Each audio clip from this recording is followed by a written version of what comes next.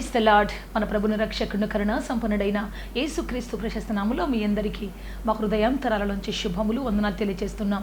అందరూ సంతోషంగా ఉన్నారు కదూ. ఈరోజు కూడా యేసయ్య మాట వినడానికి సిద్ధపడి ఉన్నారు కదూ. యేసయ్య మనతో ప్రత్యేకంగా మాట్లాడబోతూ ఉన్నాడు. ఈరోజు మాట్లాడబోతున్న మాట ప్రకటన గ్రంథం అటువంటి పరిశుద్ధాత్మ గురించి దేవుడు మనతో మాట్లాడబోతున్నాడు. జాగ్రత్తగా మనం నోట్బుక్ పెన్ను పెట్టుకొని వాటిని ప్రతి ఒక్క మాటను రాసుకుంటాం. ఎందుకంటే ఈ మాటలు మరలా మనకు దొరకవు. దేవుడు చెప్పినప్పుడే వాటిని స్టోర్ చేసుకోవాలి, వాటిని జాగ్రత్తగా పెట్టుకోవాలి. కాబట్టి ఈరోజు ప్రత్యేకంగా కూర్చొని రాసుకోండి, నెమ్మదిగా నిదానంగా. దేవుని మాట దొరికినప్పుడు మనం దాన్ని స్టోర్ చేసుకుంటే అది మనకు కష్టకాలంలో శ్రమకాలంలో మరి లేమి విస్తరించినప్పుడు, దుఃఖం విస్తరించినప్పుడు అది మనల్ని కాపాడుతుంది. అది మన యొక్క తలకు మాలికగా ఉంటుంది, మన మనస్సుకు మాలికగా ఉంటుంది, మన యొక్క హృదయానికి మాలికగా ఉంటుంది, మన చేతులకు అనవసర పనులు చేయకుండా, అనవసరం వాటి వైపుకు వెళ్లకుండా మన చేతులకు అవి మాలికగా ఉంటాయి. దేవుని బట్టి అందుకని దేవుని మాట శ్రద్ధగా విని వాటిని మనం జాగ్రత్తగా కాపాడుకోవాలి. ప్రార్థన చేసుకుంటాం. ఈ రోజున చెప్పబడుతున్న ప్రతి మాట జాగ్రత్తగా వినండి. ముందున్నటువంటి ప్రకటన గ్రంథ ధ్యానాంశాలు మీరు వినాలి అంటే మీకోసం ప్రత్యేకంగా ఒక్కొక్కరి జీవితంలోంచి దేవుడు చెప్పిన ప్రతి మాటను పొందుపరచడం జరిగింది. యూట్యూబ్లో sister Prasanna YouTube channel subscribe చేసుకోండి. అనేకులకు షేర్ చేయండి. మీ బంధువులకు, స్నేహితులకు అందరికీ షేర్ చేయండి. ఖచ్చితంగా దేవుని మాట వినబడినట్లుగా మీ చెవులను దేవునికి అప్పగించండి. దేవుడు తన మాటలను మీ చెవుల్లో వినిపింపజేసి మీ జీవితాన్ని ఆశ్వాదకరంగా చేస్తాడు. అందరూ కలిసి ప్రార్థన చేసుకుంటాం. ప్రార్థన చేసుకుని కార్యక్రమం ప్రారంభించుకుంటాం. లార్డ్ జీసస్, హల్లెలూయా, హల్లెలూయా, హల్లెలూయా. పరిశుద్ధాత్మదేవ, మిమ్మల్ని ఆరాధిస్తున్నాం, స్తుతిస్తున్నాం. మీకు మహిమ, ఘనత, ప్రభావములు ఆరోపిస్తున్నాం. పరలోకపు తండ్రి, దిగి రమ్మని మీ కాళ్ళు పట్టుకొని బతివులాడుతున్నాం. సమాధానకర్తగా దిగి రమ్మని మీ కాళ్ళు పట్టుకొని బతివులాడుతున్నాం. వాక్యమును బోధించండి తండ్రి. మీ ప్రజల హృదయాంతరంగముతో మీరు మాట్లాడండి నాయన. యేసయ్యా మీకు స్తోత్రము తండ్రి. నాయన పరిశుద్ధుడా, ఒక్కొక్కరు మీరు సంధించండి ప్రభువా. మీ ఆశీర్వాదంతో నిలబెట్టమని అడుగుతున్నాము తండ్రి.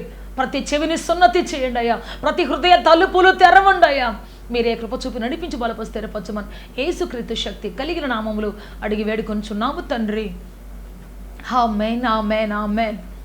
బైబిల్ నుంచి ఒక వాక్యం చదువుకుంటాం. జాగ్రత్తగా చూడండి. ప్రకటన గ్రంథం 1వ అధ్యాయం 4వ వాక్యం చదువుకోండి. 4వ వచనం చదువుకుంటాం. బైబిల్ తీయండి అందరూ కూడా.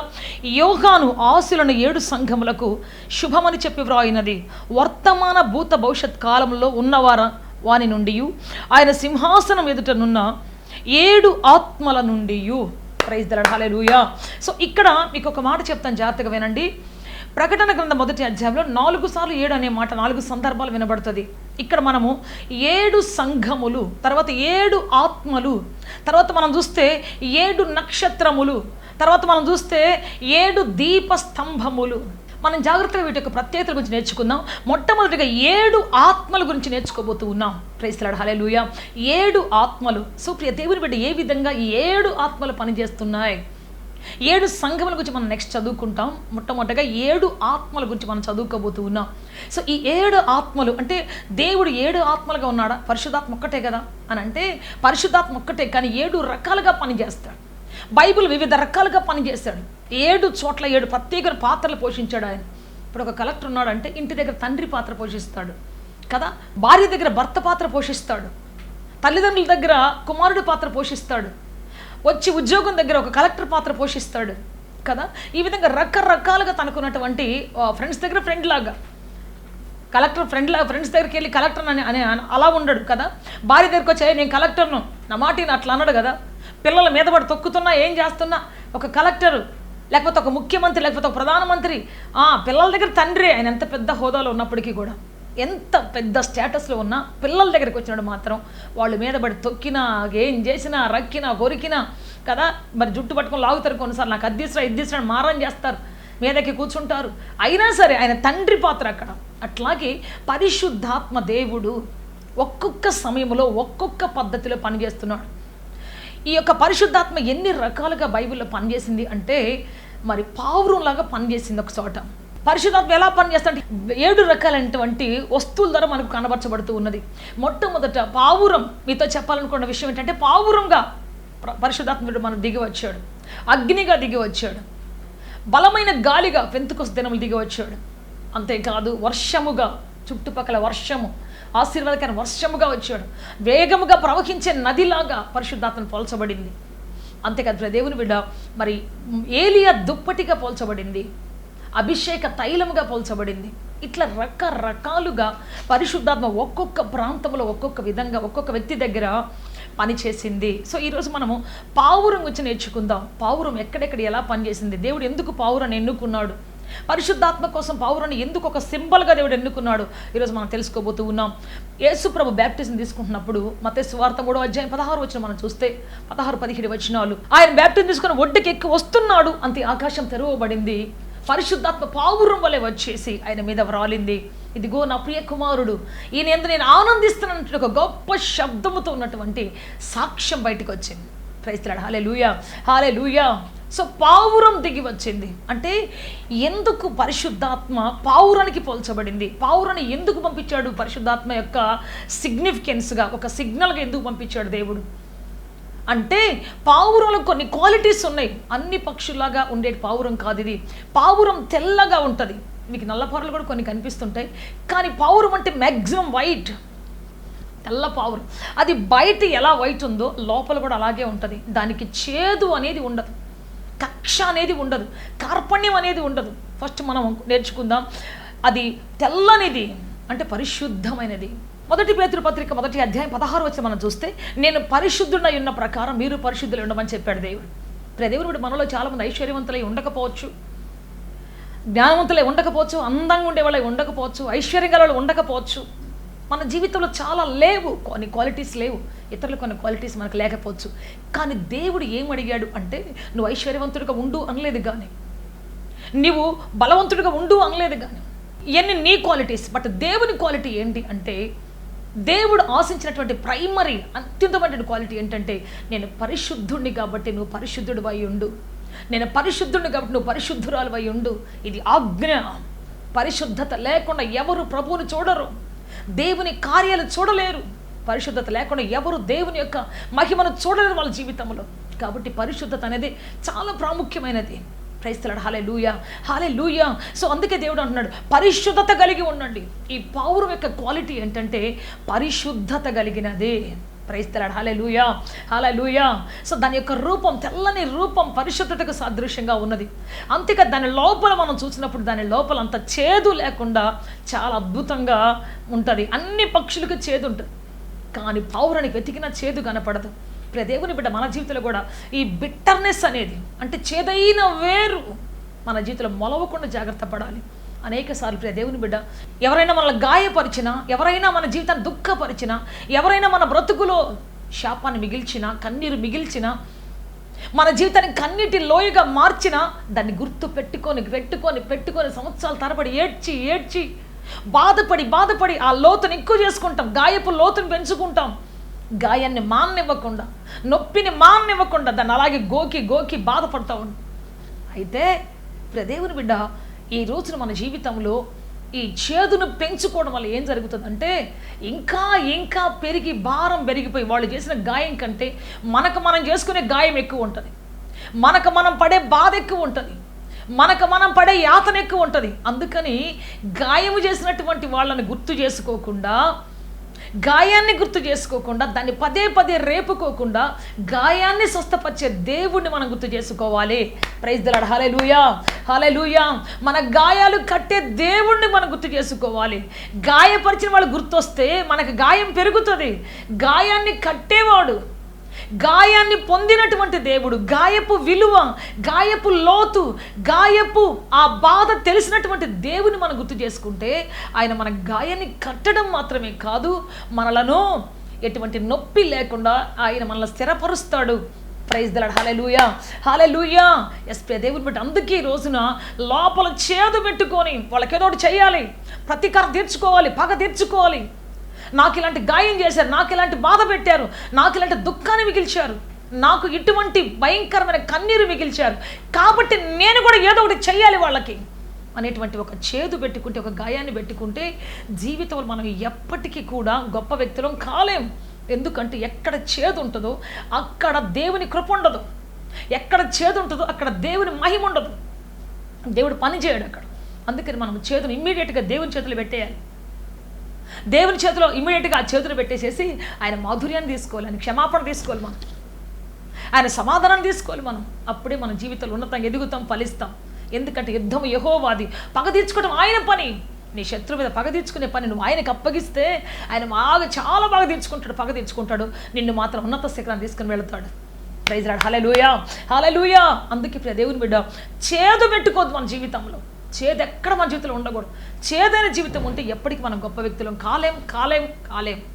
అందుకని ఈమె ఈ యొక్క పావురంకి ఎప్పుడు చేదు లేదు, ఎవరి మీద పగ లేదు, ప్రతీకారం లేదు, ఎవరిని ద్వేషించే అనుభవం లేదు, ప్రశాంతంగా సమాధానంగా వెళ్ళిపోతూ ఉంటుంది. ఆ మధ్య కొంతమంది హైదరాబాదులో చార్మినార్ ప్రాంతంలో ఒక 10-15 సంవత్సరాల క్రితం భయంకరమైనటువంటి కొట్లాట జరిగింది. హిందూ ముస్లింలు మిగతా వాళ్ళందరూ బాగా కొట్టుకున్నారు, రక్తపాతం అయిపోయింది. ఆ టైంలో ముఖ్యమంత్రి గారు వెళ్ళి అక్కడ పీజియన్స్ అంటే అక్కడ ఉన్నటువంటి ఆ చుట్టుపక్కల ప్రాంతాలు ఉన్నటువంటి పౌరాలన్నీ ఏరుకొని పోయి పౌరాలు ఎగరేసుకుంటూ వెళ్ళిపోయారు. మీరు మేము బాయి అంటూ చెప్పేసి అందరూ కూడా ఆ యొక్క పౌరాన్ని ఎగరేసుకుంటూ వెళ్ళిపోయారు. ఏమిటి అంటే పావురం శాంతికి గుర్తు, సమాధానానికి గుర్తు, చేదుకో పగకో ప్రతీకరణకు గుర్తు కాదు. ఎంత గాయపరిచిన వాళ్ళైనా, ఎంత దుఃఖపరిచినటువంటి వాళ్ళైనా, వాళ్ళు పగకు ప్రతీకారానికి మరి రగిలిపోతున్నటువంటి వాళ్ళే అయినా, అటువంటి వాళ్ళ మధ్యలో పావురం నుంచినప్పుడు ఏమంటే సమాధానానికి గుర్తు అది. సో ప్రియ దేవుని బిడ్డ, ఆ రోజు అందరూ కూడా పావురాలు ఎగరేసుకుంటూ వెళ్ళిపోయి మీరు మేము ఫ్రెండ్స్, మీరు మేము బాయ్ అని చెప్పేసి అంటూ వెళ్ళారు. సో సమాధానానికి గుర్తుగా చేదు లేనటువంటి, పగ పెట్టుకున్నటువంటి, ప్రతీకారం తీర్చుకున్న వాంఛ లేనటువంటి ఒక పక్షి యొక్క పావురం, పరిశుద్ధత కలిగినది, పగ తీర్చుకోలేనటువంటిది పావురం. Praise lord. హల్లెలూయా. సో అందుకని దేవుని బిడ్డ, ఈ యొక్క పావురాన్ని పరిశుద్ధాత్మకు సాదృశ్యంగా పెట్టబడింది. పరిశుద్ధాత్మకు సాదృశ్యంగా ఈ యొక్క పావురాన్ని పెట్టబడింది. అంతేకాదు పరిశుద్ధాత్మ, ఈ పావురం ఎక్కడెక్కడ ఉంటుంది అంటే నదీ తీరాల్లో ఉంటుంది. ఎక్కడో మురిక్కాల దగ్గర లేకపోతే మురికున్న ప్రదేశంలో ఉండదు. ఎక్కడ కూడా నీకు ఏ మురిక్కాల దగ్గర పావురం కనపడదు.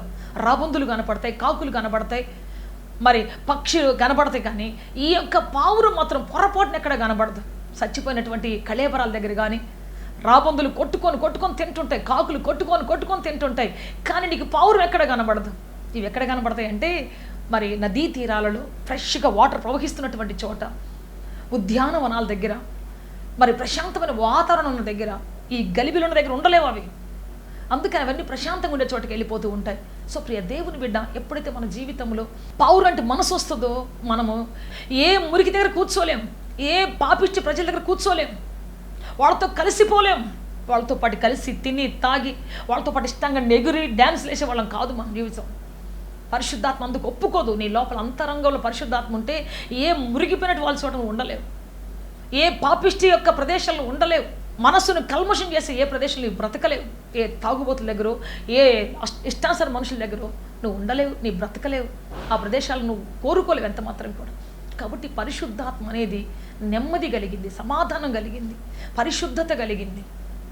సో ప్రియ దేవుని బిడ్డ, ఎవరికి హాని చేయనటువంటిది. పావురం ఎప్పుడు ఎక్కడ పోట్లాడుతున్నా మనం చూడలేదు. పావురానికి పోట్లాడే మనస్సు లేదు, ఎప్పుడు కూడా పోరాడే మనస్సు లేదు. ఎప్పుడు సమాధానకరంగా ఉంటుంది, సంతోషకరంగా ముందుకు సాగిపోతూ ఉంటుంది. సో ప్రియ దేవుని బిడ్డ, ఎప్పుడైతే మన జీవితంలో ఈ పావురపు మనస్సు వచ్చిందో, పరిశుద్ధాత్మ వచ్చిందో, అప్పుడు మనం ఎవరితో పోట్లాడలేము. అవసరమైతే వదిలేసి వెళ్ళిపోతాం, అవసరమైతే మన హక్కును కూడా వదిలేసి వెళ్ళిపోతాం. ఎవ్వరు కూడా పోట్లాడడానికి ఇష్టపడలేదు. సో ఈ రోజుల్లో అనేక మంది మరి పోట్లాడడానికి, మరి కత్తి పట్టుకొని పోట్లాడడానికి, లేకపోతే గన్ పట్టుకొని పోట్లాడడానికి సిద్ధపడుతూ ఉన్నారు. ప్రపంచం అంతా రక్తపాతం అయిపోతుంది. ఎక్కడ చూసినా నువ్వా నేనా అనేటువంటి పరిస్థితి ఉంది. కానీ పావురం మనసు అటువంటిది కాదు. అవసరమైతే వదిలేసి వెళ్ళిపోద్ది అంతే. అవసరం నాకు సమాధానం కావాలి, నేను పోట్లాడడం నా చేత కాదు, నేను కేసు పెట్టలేదు, నా వల్ల కాదు, సమాధానంగా తెలుసుకుందాం, సమాధానం రాకపోయిందా అవసరమైతే నా హక్కును వదిలేసి నేను వెళ్ళిపోతాను. సో పరిశుద్ధాత్మ ఉన్నటువంటి వాళ్ళు మాట్లాడే మాటలు ఇవి. కాబట్టి ప్రియ దేవుని బిడ్డ, పావురం ఎప్పుడు కూడా మరి తనకున్నటువంటి హక్కు కోసం పోరాడేది కాదు, ఏ న్యాయాధిపతి దగ్గరికి వెళ్ళేది కాదు, అవసరమైతే వదిలేసి వెళ్ళిపోయి ఇంకో ప్రాంతానికి వెళ్ళిపోతుంది. సో ఆ విధంగా మరి పావురం ఎంతో పరిశుద్ధమైనది. అంతేకాదు ఎక్కడ మురికి చోట ఉండేటువంటిది కాదు, పాపమును ఆవరించిన చోట ఉండేది కాదు, పాపిష్టి ప్రజల మధ్య బ్రతికేది కాదు. అంతేకాదు చేదు పెట్టుకోదు లోపల, ఇది కూడా దానికి ఏ చేదు లేదు.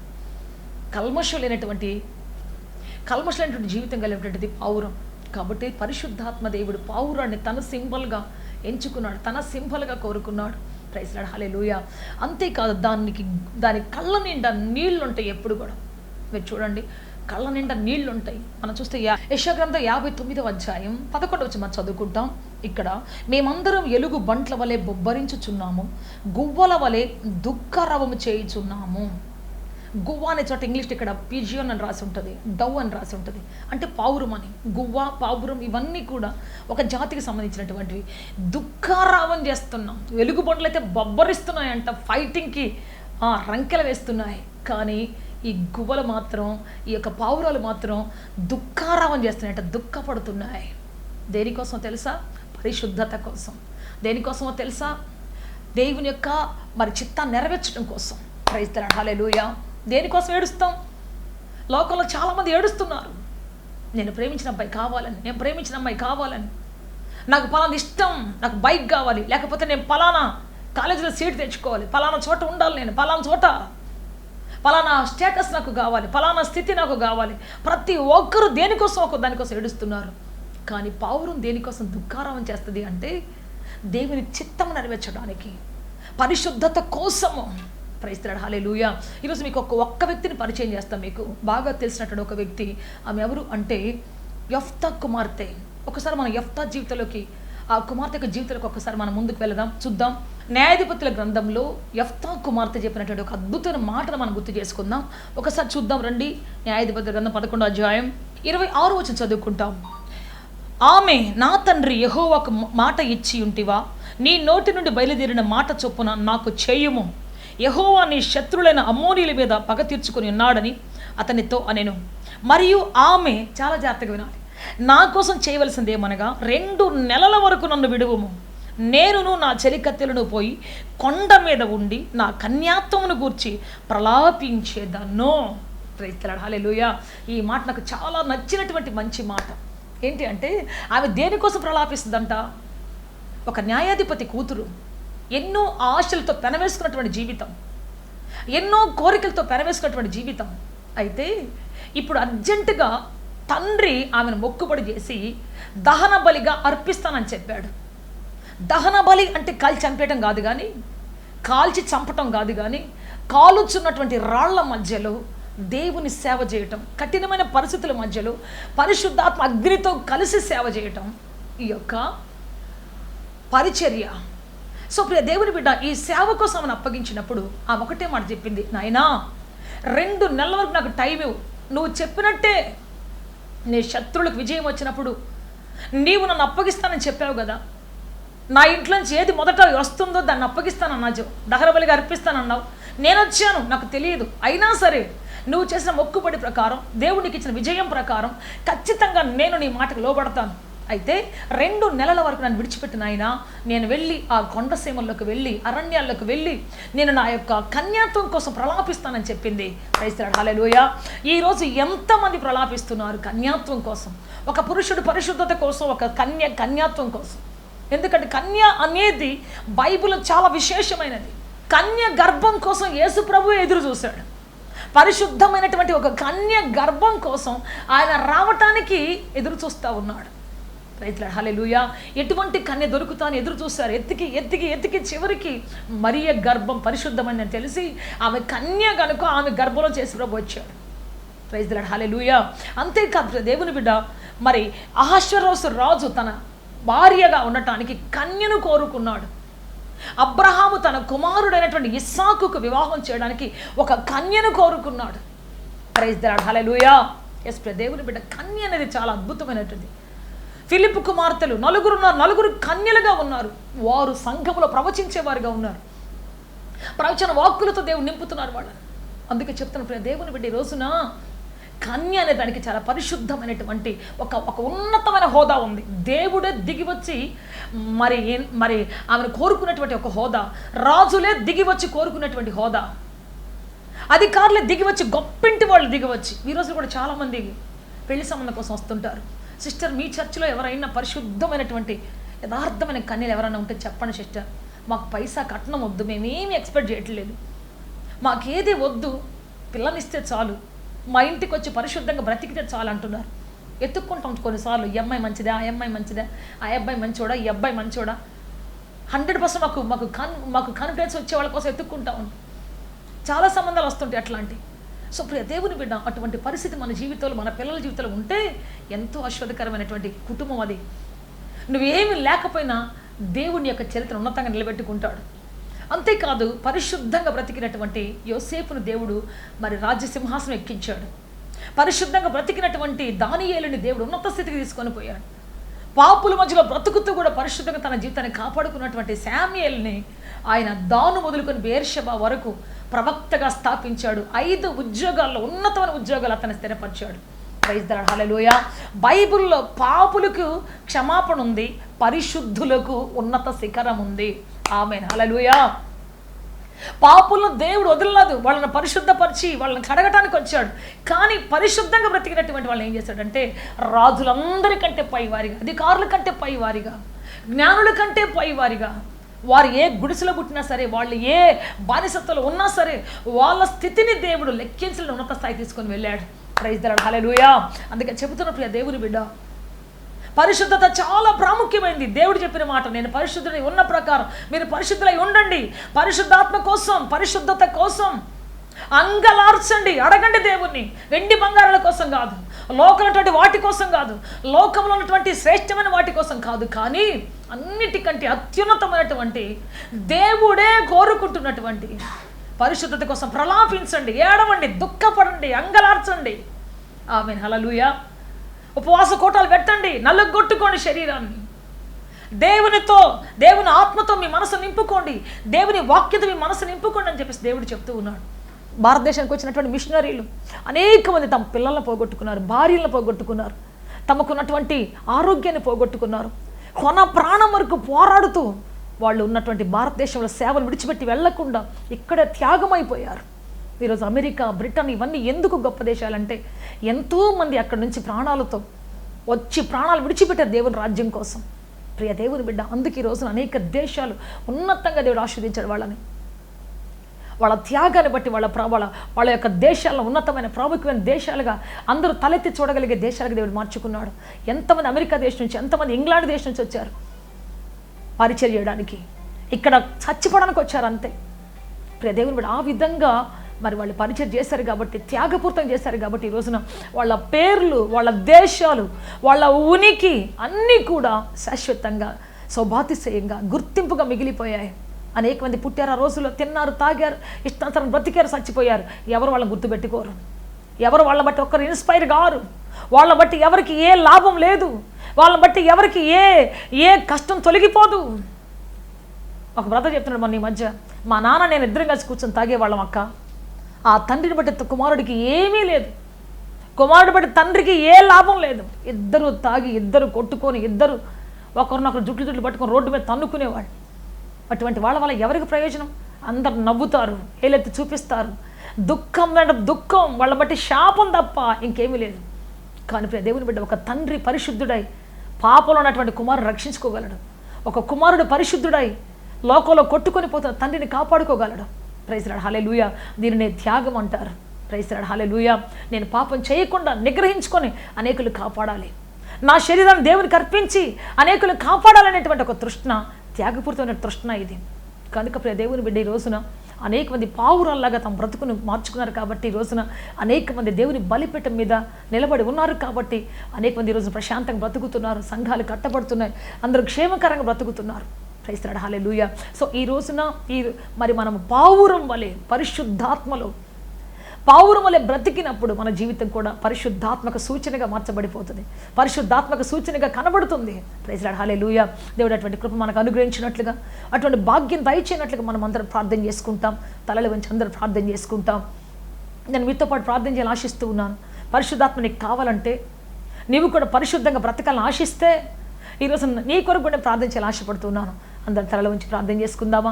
ప్రార్థన చేసుకుంటాం. థ్యాంక్ యూ జీసస్, హల్లెలూయా, హల్లెలూయా, హల్లెలూయా. ఎంతమంది పరిశుద్ధాత్మ కావాలని ఆశిస్తున్నారు? పావురం వలె నిష్కళంకంగా బ్రతకాలని, పావురం వలె వివేకం కలిగి బ్రతకాలని, పావురం వలె చేదు లేకుండా, కక్ష కార్పణ్యం లేకుండా బ్రతకాలని, త్యాగపూరితంగా అనేకులు కాపాడే ఒక సాధనముగా, అనేకులు రక్షించే ఒక సాధనంగా బ్రతకాలని ప్రభువా ఎంతమంది ఆశిస్తున్నారు, ఎంతమంది కోరుకుంటున్నారు, ఎంతమంది ప్రభువా వారందరిని మీరు దర్శించమడుగుచున్నాము తండ్రి. వారందరిని మీరు లేవనెత్తమని మీ కాళ్ళు పట్టుకొని బతిలాడుతున్నాం. ఈ రోజున ప్రభువా, పాపములో కూరుకొని పోయినటువంటి వారు, శాపములో కూరుకొని పోయినటువంటి వారు, అపవిత్రతలో కూరుకొని పోయినటువంటి వారు, అన్యాయములో కూరుకొని పోయినటువంటి వారు యేసుక్రీస్తు నామములో లేవనెత్తబడుదురుగాక. బ్రతుకు నాశనం చేసుకున్నటువంటి వారు, జీవితం విలువ తెలియక, కాలం విలువ తెలియక, సాక్ష్యం విలువ తెలియక, పరిశుద్ధత విలువ తెలియక ఎంతమంది నశించిపోయారో తండ్రి. ఎంతమంది పాడు చేసుకుని తమ జీవితాన్ని తండ్రి, ఎంతమంది పాడు చేసుకున్నారో తమ బ్రతుకును, తమ సాక్ష్యాన్ని ఎంతమంది కొలాప్స్ చేసుకున్నారో అట్టి వారి కోసం ప్రార్థిస్తున్నాం యేసుక్రీస్తు నామములో. అయ్యా, వారందరూ తిరిగి లేవనెత్తబడుదురుగాక. నీ స్వరూపమందు చేయబడిన మనుషులు తండ్రి, నీ స్వరూపమందు కట్టబడినటువంటి జీవితాలు ప్రభువా, వారు తిరిగి ఆయన నీ వలే మార్చబడ్డకు సాయం చేయండి అయ్యా. వారందరూ తిరిగి మీ రాజ్యంలో కట్టబడే కృప దయచేయండి. లేవనెత్తండి తండ్రి, సంధించండి తండ్రి, అభిషేకించండి తండ్రి, ఆశీర్వదించండి ప్రభువా. మీరే కృపతో నడిపించి బలప సాయం చేయమని, మీరు అద్భుత కార్యం చేయమని, ఆశ్చర్య కార్యం నడిపించమని, కృపా కృపా కృపా కనిక్రమించి నడిపించండి. సమాధానాత్మతో నింపండి, జీవముతో నింపండి నాయన, దయతో నింపండి నాయన. సమాధానం ఇచ్చి నడిపించి బలప స్థిరపరచమని, పావురపు మనసు మాకు దయచేయండి అయ్యా. ఏ చేదు లేని జీవితం ప్రభువా, ఏ కక్ష లేని జీవితము తండ్రి, త్యాగపూరితమైన జీవితం ప్రభువా, అంగలారుస్తూ పరిశుద్ధత కోసం ప్రలాపించే జీవితం తండ్రి మాకు దయచేయండి. మా యవ్వన బిడ్డలకు దయచేయండి అయ్యా. ఎంతమంది టీవీ చూస్తున్నారు, ఎంతమంది యూట్యూబ్ చూస్తున్నారు, వారందరికీ మీరు దయచేయండి అయ్యా. యేసుక్రీస్తు నామములో అద్భుతం జరుగునుగాక తండ్రి. మీ కృప దయ కనికరమించి నడిపించి బలప స్థిరపరచమని, మీరు సహాయం చేయమని, ఆశీర్వదించమని యేసుక్రీస్తు శక్తి కలిగిన నామములో అడిగి వేడుకొంచున్నాము తండ్రి. Amen, amen, amen, amen, amen. May God bless you all. దేవుడు అత్యధిక దీవించి ఆస్వాదించి ఉన్నతంగా ఫలభరితంగా మార్చునుగాక. గొప్ప సమాధానంతో మనం సమకూర్చి నిలబెట్టునుగాక. పావురపు మనస్సాక్షి కలిగి దేవుని ఆత్మతో నింపి సాక్షిగా బ్రతికించునుగాక. ఆమేన్, ఆమేన్. ఆత్మతో సత్యముతో ఆరాధించాలని ఆశిస్తున్నారా? యేసయ్యను గూర్చి మరింత లోతుగా తెలుసుకోవాలని అన్వేషిస్తున్నారా? శ్రమల, వేదనల, గొడ్రాలితనమా, నిరుద్యోగమా, ఓటమియా, సమస్య ఏదైనా జవాబు మాత్రం యేసులోనే. మీ సమస్యల కొరకు ప్రార్థించుటకు మా ప్రేయర్ ద్వారములు ఎల్లవేళలా తెరవబడే ఉంటాయి. వివరములకు మా చిరునామా హోలీ ప్యారడైజ్, KH వాడ, నవాబ్పేట, నెల్లూరు, ఆంధ్రప్రదేశ్, ఇండియా. మా ఫోన్ నంబర్లు 9247807631 మరియు